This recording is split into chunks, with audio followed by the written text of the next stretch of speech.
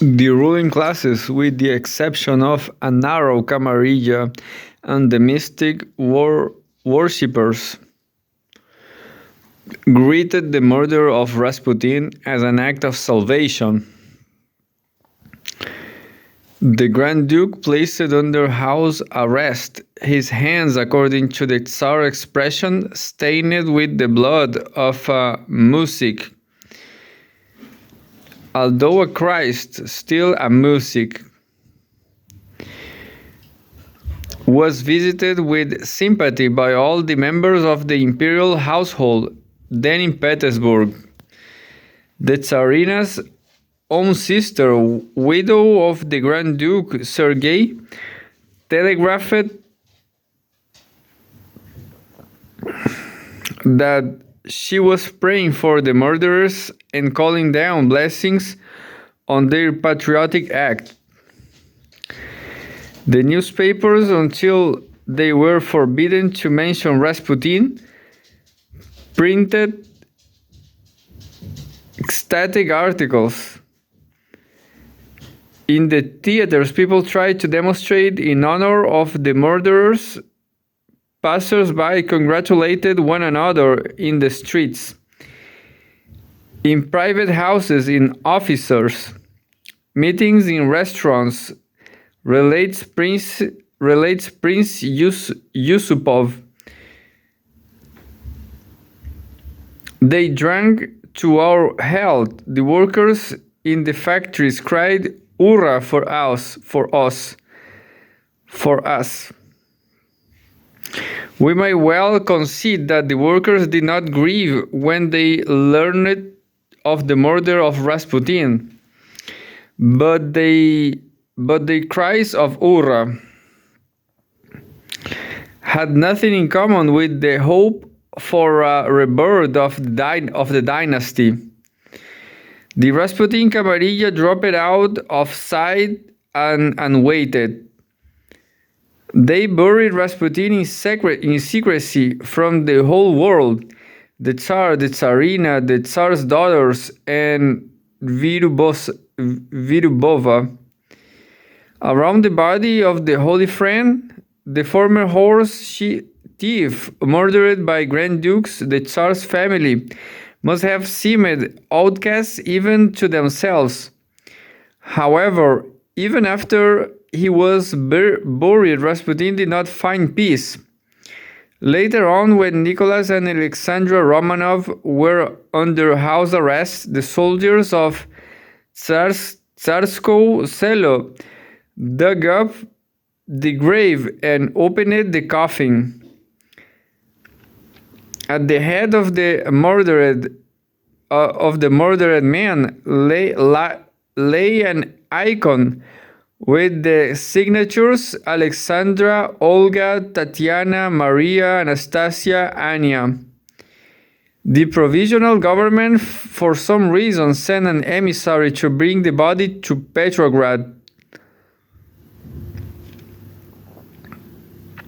A crowd resisted, and the emissary was compelled to burn the body on the spot. After the murder of its friend, the monarchy survived in all 10 weeks. But this short space of time was still its own. Rasputin was no longer, but his shadow continued to rule. Contrary to all the expectations of the conspirators, the royal pair began after the murder to promote with special determination the most scorned members of the Rasputin clique.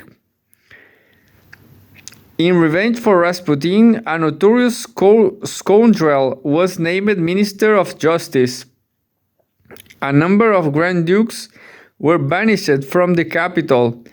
It was rumored that Protopopov took up spiritualism, calling up the ghost of Rasputin. The news of hopelessness was drawing tiger. The murder of Rasputin played a colossal role, but a very different one from that upon which its perpetrators and inspirers had counted. It did not weaken the crisis, but sharpened it. People talked of the murder everywhere, in the palaces, in the staffs, at the factories, and in the peasants' huts. The interference drew itself. Even the Grand Dukes have no other recourse against the leprous camarilla except poison and the revolver. The poet Bloch wrote of the murder of Rasputin. The bullet which killed him reached the very heart of the ruling dynasty.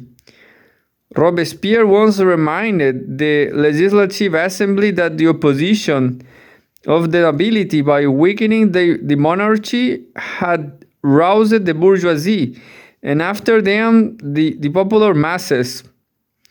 Robespierre gave warning at the same time that in the rest of Europe the revolution could not develop so swiftly as in France, for the privileged classes of other countries, taught by the experience of the French nobility, will not take the revolutionary initiative.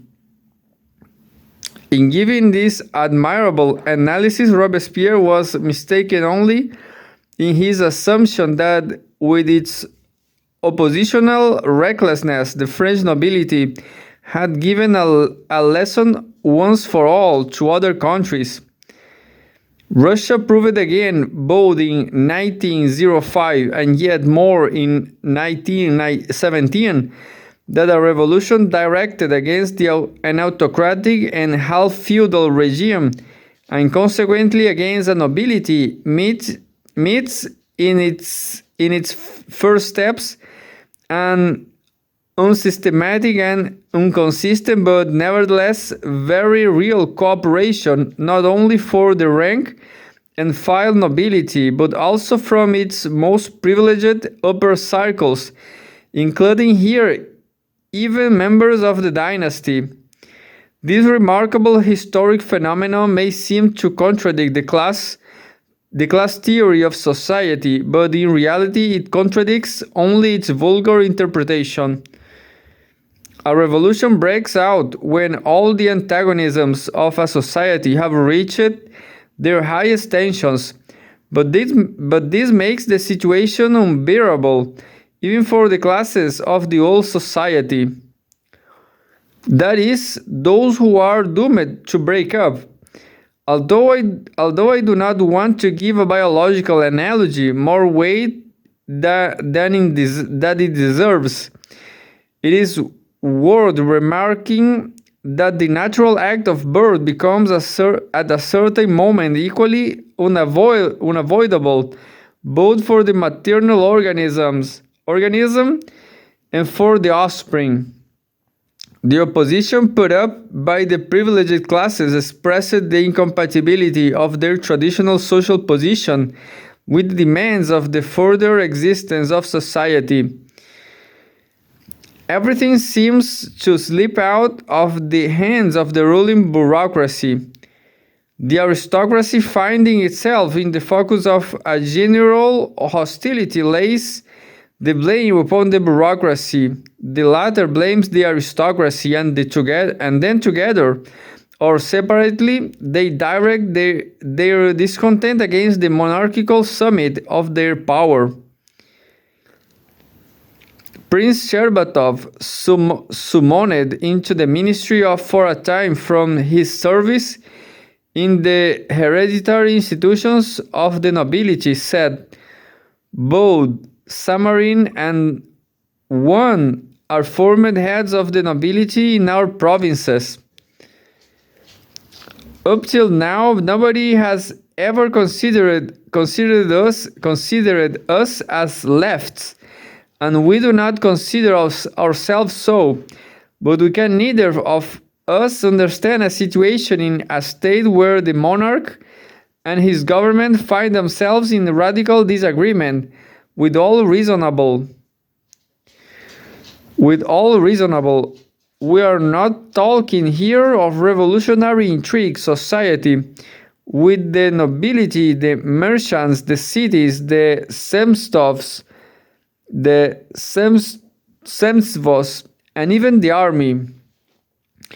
If those above do not want to listen to our opinion, it is our duty to withdraw. The nobility sees the cause of all its misfortunes in the fact that the monarchy is blind or has lost its reasons, had lost its reason. The privileged caste cannot believe that no policy whatever is possible which will reconcile the old society with the new.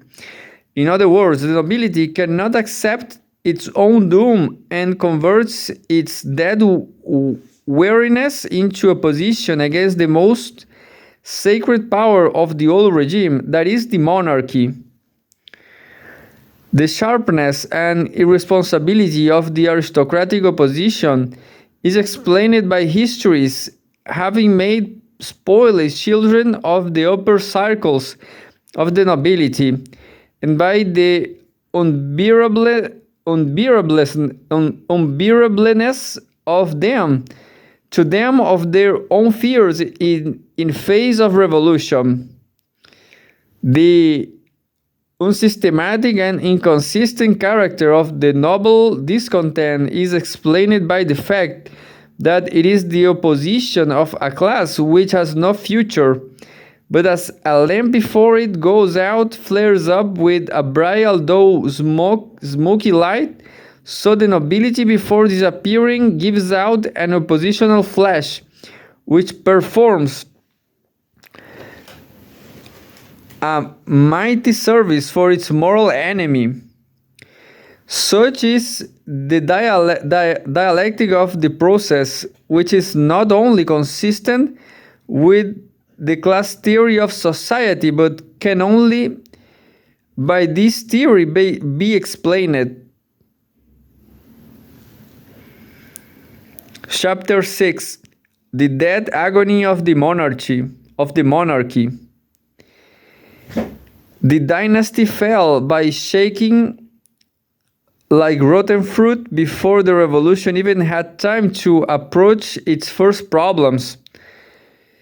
Our portrayal of the old ruling class will remain incomplete if we did not try to show how the monarchy met the hour of its fall. The Tsar was at headquarters at Mogilev, having gone there not because he was needed, but in flight from the Petrograd disorders. The chronicler General Dubensky, with the Tsar at headquarters, noted in his diary, "A quiet life begins here. Everything will remain as before. Nothing will come of this, the Tsar's presence. Only accidental external causes will change anything." On February 24, the Tsarina wrote Nicholas at headquarters in English as always, "I hope that Duma man Kedrinsky, she means Kerensky, will be hung for his horrible speeches. It is necessary wartime law, and it will be an example. All are thirsting and beseeching that you show your firmness." On February 25, a telegram came from the Minister of War that the strikes were occurring in the capital, disorders beginning among the workers, but measures had been taken and there was nothing serious. In a word, it isn't the first time and won't be the last. The Tsarina, who had always thought the Tsar not to yield, here to try to remain firm. On the 26th, with an obvious desire to hold up the shaky courage of Nicholas, she telegraphs him, It is calm in the city, but in her evening telegram, she has to confess things are not going at all well in the city. In the letter, she says, "You must say to the workers that they must not declare strikes. If they do, they will be sent to the front as a punishment. There is no need at all of shooting. Only order is needed, and not to let them cross the bridges. Yes, only a little thing is needed, only order. But the chief thing is not to admit the workers into the city. Let them choke in the raging impotence of their suburbs." On the morning of the 27th, General Ivanov moves from the front with the battalion of St. George, entrusted with dictatorial powers which he is to make public, however, only upon occupying Tsarskoye Selo. It will be to imagine a more unsuitable person. General Denikin will recall later himself having taken a turn at military dictatorship. A flabby old man, meagerly grasping the political situation, possessing neither strength nor energy, nor will, nor austerity. The choice fell upon Ivanov through memories of the first revolution. Even 11 years before that, he had subdued Kronstadt. But those years has left their traces. The subduers had grown flabby, the subdued strong. The northern and western fronts were ordered to get ready troops for the march on Petrograd. Evidently, everybody thought there was plenty of time ahead. Ivanov himself assumed that the affair would be ended soon and successfully. He even remembers to send out an adjutant to buy provisions in Mogilev for his friends in Petrograd. On the morning of February 27, Rodzianko sent the Tsar a new telegram, which ended with these words: "The last hour has come when the fate of the fatherland and the dynasty is being decided." The Tsar said to his minister of the court, Fredericks, again that fat-bellied Rodzianko was writing me a lot of nonsense, which I won't even bother to answer. But no, it was not nonsense. He will have to answer. About noon on the 27th, headquarters received a report from Kabalov of the mutiny of the Pavlovsky, Volinsky, Litovsky, and Preobrazhensky regiments, and the necessity of sending reliable troops from the front. An hour later, from the War Ministry came a most reassuring telegram.